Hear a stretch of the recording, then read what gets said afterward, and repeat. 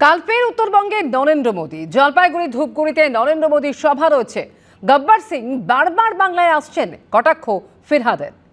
যেরকম ভাবে আমরা সিনেমায় দেখেছিলাম শোলেতে, গব্বর সিং আসার আগে কি কালিয়া সামা, এখন গব্বর সিং বারে বারে কলকাতাতে আসছেন, আমাদের বাংলায় আসছেন।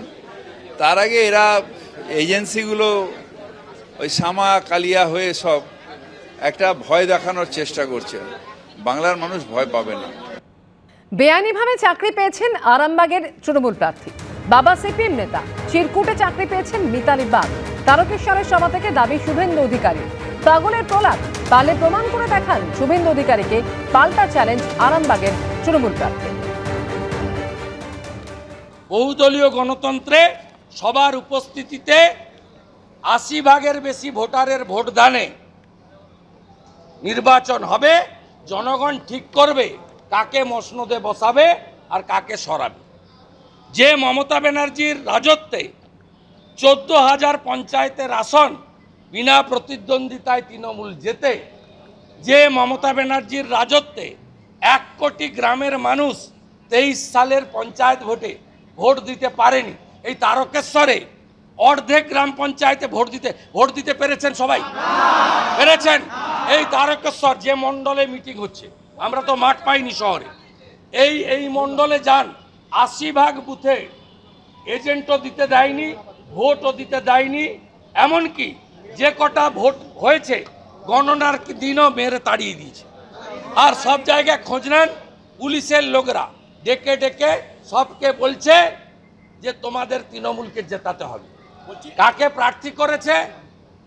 যিনি সিপিএম নেতার কন্যা, অঙ্গনারী চাকরি পেয়েছেন বেআইনি করে। তিনি তার বাবার সৌজন্যে, সিপিএম তো চিরকুটে চাকরি দিত, আর তৃণমূল মাল নিয়ে চাকরি দেয় টাকা নিয়ে।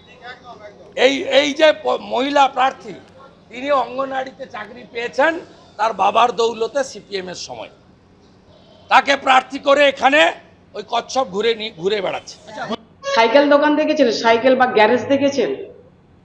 মানে শুভেন্দুবাবুর এইখানটা পুরো ঢিলা হয়ে গেছে। যেটা রাঁচিতে গিয়ে ঢিলাটা কিন্তু শক্তপোক্ত হবে না, ওই সাইকেল দোকানে পাতি দিয়ে ওনার ব্রেনের স্ক্রুগুলোকে একটু আঁটতে হবে। তার কারণ উনি কি বলছেন, আমি চিরকুটে পেয়েছি এবং দুর্নীতি করেছি। কে বলছেন? যিনি কাগজে টাকা নিতে যাকে দেখা গেছে, এবং তিনি নিজের মুখে স্বীকার করেছেন যে আমার নারদা ছাড়া অন্য কোনো অভিযোগ নেই। উনি নিজের মুখেই কিন্তু এটা স্বীকার করছেন, উনি যুক্ত। ইডি কে বলছেন? না, ইডি সিবিআইয়ের হাত থেকে বাঁচার জন্য যিনি তৃণমূল কংগ্রেস থেকে গিয়ে অন্য দলের পা ধরেছেন, সেই মানুষটা বলছেন। তো এটা তো আমার হাস্যস্কর ব্যাপার লাগছে। উনি কতটা সুস্থ। আমি ওনাকে চ্যালেঞ্জ ছুড়ছি, এখন আরামবাগের মাটি আমি ছাড়িনি, আমার এখানে প্রচার ছিল, সারাদিন ব্যাপী প্রচার ছিল। ওনাকে আমি চ্যালেঞ্জ ছুড়লাম, এই 1.5 ফুট মেয়েটা চ্যালেঞ্জ ছুড়লো, উনি প্রমাণ করুন। নাহলে তো ওনার বলবো ডিএনএটা ঠিক আছে কিনা আমার সন্দেহ হচ্ছে, কারণ সবসময় তো পাগলের মতো পল্লাপ বকছে। এভাবে একটা জনজাতির মেয়েকে একটু বলে দিলাম, সে চমকে গেল। আমি চমকানোর মেয়ে নয়, কারণ ওনার মতো আমার কিছু পেট্রোল পাম্প নেই, আমার বাবার নামে নেই, আমার মায়ের নামে নেই, আমার ভাইদের নামে নেই, না আছে আমার নামে, না আছে আমার ওনার টলা, না বিখ্যাত সমবায়, নাম করা সমবায় উনি মেম্বারশিপ। তবে আমার মনে হয় উনি খুব ভালো বলেছেন। এত সুন্দর, অত পবিত্র মাটিতে মিতালি বাগের পরিচয়টা দিলেন, এটা আমার একটা জয় হলো।